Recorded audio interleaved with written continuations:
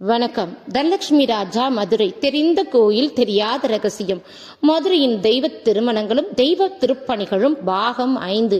மதுரையின் சிறப்பு, பெருமை, பாரம்பரியம் மற்றும் திருவிழா பண்டிகையாக கொண்டாடப்படும் எங்கள் அன்னை மதுரை ஆளும் மகாராணியான மீனாட்சி அம்மனுக்கு வட கைலாயத்திலிருந்து தென் திசை நோக்கி வந்து பாண்டிய நாட்டின் பட்டத்தரசியான அங்கேற்கண்ணியாக விளங்கும் எங்கள் மீனாட்சியை சொக்கநாதருக்கு திருக்கல்யாணமானது கோலாகலமாக மதுரை பெண்கள் அனைவரும் மங்கள சரடினை டிவியின் முன்னாடி உட்கார்ந்து அணிந்து கொண்டும் கோயிலில் நின்று கொண்டும் மங்களகரமான வாழ்வினை என்றும் அருளவல்ல நித்திய சுமங்கலியாக விளங்கும் எங்கள் மதுரை மீனாட்சியின் கல்யாண அழகினை சொல்லித்தான் தெரிய வேண்டுமா? ஊர் போற்றும் உத்தமி கர்வமான அழகுடன் புது மணப்பெண் போல் அலங்காரத்தில் சொக்கனையே சொக்க வைத்திடுவாள் அல்லவா? திருமணத்தன்று ஏப்ரல் 28ஆம் தேதி சேதுபதி பள்ளியில் காலை முதலே கல்யாண பந்திக்கான வேலையை அனைவரும் செய்வதில் தேவலோக திருமணமா இல்லை கைலாயத்தில் திருமணமா? 30 முக்கோடி தேவர்கள் ஒன்று கூடி நடத்தும் தெய்வ திருமணமா? ஊர் மக்களாகிய மதுரை மக்களின் அளப்பறையான திருமணமா? முந்தைய நாள் மாப்பிள்ளை விருந்தை மிஞ்சும் அளவு கல்யாண பந்தியானது வருடந்தோறும் மக்களின் எண்ணிக்கை கூடிக்கொண்டுதான் இருக்கிறது.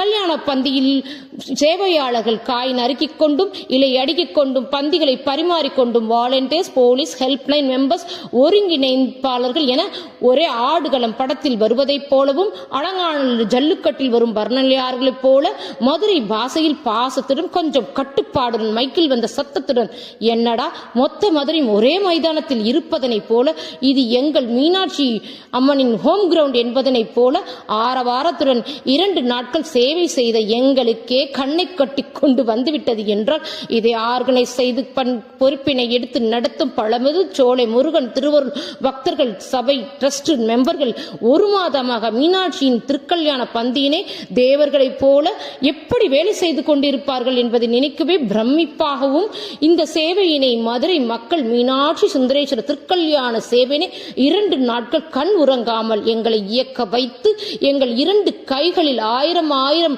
பக்தர்களுக்கு உணவு பரிமாற வைத்ததும் எங்கள் அன்னை மீனாட்சி அல்லவா என மனம் எண்ணி ஆத்மார்த்தமான சேவையை இறைவனுக்காக 99வது பணியாக தங்கை மீனாட்சி திருக்கல்யாணத்தினை செய்துவிட்டு அடுத்த சேவையான கள்ளழகர் சித்திரை திருவிழாவின் கடைசி பாகமாக கள்ளழகர் வைகையாற்றில் எழுந்தருள் புரியும் வைபவத்தில் எங்களது 100வது பணிக்கான சேவையை தொடர்ந்து செய்வதனை பெற்றது எங்களது பாக்கியமாக கருதுகிறோம்.